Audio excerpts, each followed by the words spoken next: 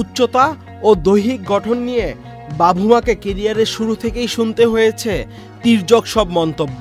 2023 বিশ্বকাপে ক্যাপ্টেন্স মিটে ঘুমকাণ্ড নিয়ে সমালোচনা তো কম শুনতে হয়নি।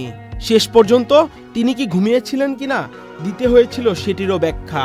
তবে সবকিছু পিছনে ফেলে বিশ্ব ক্রিকেটে এখন তোলপাড় তোলা এক নাম টেম্বা বাভুমা।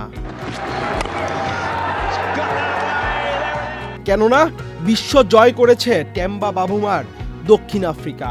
লর্ডসের টেস্ট চ্যাম্পিয়নশিপের ফাইনালে অস্ট্রেলিয়াকে হারিয়ে টেস্ট চ্যাম্পিয়নশিপ জয় করেছে দক্ষিণ আফ্রিকা। ইতিহাস গড়া সেই জয় একটি বিশ্ব রেকর্ডও উপহার দিয়েছে দক্ষিণ আফ্রিকার অধিনায়ক বাভুমাকে। টেস্ট ইতিহাসে অধিনায়ক হিসেবে প্রথম 10 টেস্টে সবচেয়ে সফল অধিনায়ক এখন বাভুমাই। বান্ডেল থাকলে প্রতি সেনমানিতে টাকা বাঁচবে। বিকাশ সেনমানি বান্ডেল কিনে জিতুন প্রতি লেনদেনে। বাভুমা টেস্টে দক্ষিণ আফ্রিকার হয়ে টস করেছেন 2023 সালে ওয়েস্ট ইন্ডিজের বিপক্ষে সেঞ্চুরি আনে। সেই ম্যাচটি দক্ষিণ আফ্রিকা জিতেছিল 87 রানে।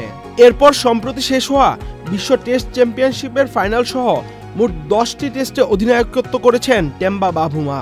এই 10 ম্যাচের 9টিতেই জিতেছে তার দল দক্ষিণ আফ্রিকা। অন্য ম্যাচটি হয়েছে draw. Gorgeous off drive from the South African captain. 2024 সালে পোর্ট অফ স্পেনে বৃষ্টিতে বারবার বন্ধ হওয়া ড্র ম্যাচে পুরো খেলা হলে ফল কি হতো সেটি অবশ্য বলার উপায় নেই। ড্র ওই একটি ম্যাচেই। অধিনায়ক হওয়ার পর বাভুমা খেলতে পারেননি 5টি টেস্ট, এর 3টিতেই হারে দক্ষিণ আফ্রিকা।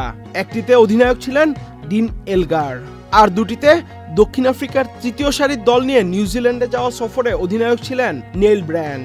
গত বছর বাংলাদেশ সফরে টেস্টে 2 জয়ে দলটির অধিনায়ক ছিলেন এইডেন মার্করাম। চোটের কারণে খেলতে না পারলেও বাভুমা অবশ্য ছিলেন ড্রেসিং রুমে। বাভুমার মতোই অধিনায়ক হিসেবে প্রথম 10 টেস্টে 9টিতেই জিতেছিলেন পার্সি চ্যাপম্যানও। 1926 থেকে 1931 সাল পর্যন্ত 17 টেস্টে ইংল্যান্ডকে নেতৃত্ব দেয়া এই ব্যাটসম্যান অবশ্য 10 টেস্টের একটিতে হেরেছিলেন, যেখানে ব্যতিক্রম বাভুমা। অধিনায়ক হিসেবে প্রথম 10 টেস্টের সবকটিতে অপরাজিত থাকার রেকর্ডে বাভুমার সঙ্গী অবশ্য আরও একজন আছেন, তার নাম ওয়ারউইক আর্মস্ট্রং। কেরিয়ারে যত সব প্রতিকূলতার সম্মুখীন হয়েছেন বাভুমা, সবকিছুকেই বৃদ্ধাঙ্গুলি দেখিয়ে তিনি প্রমাণ করেছেন তিনি একজন লড়াকু cricketer. Ahmed Shafi, channel I.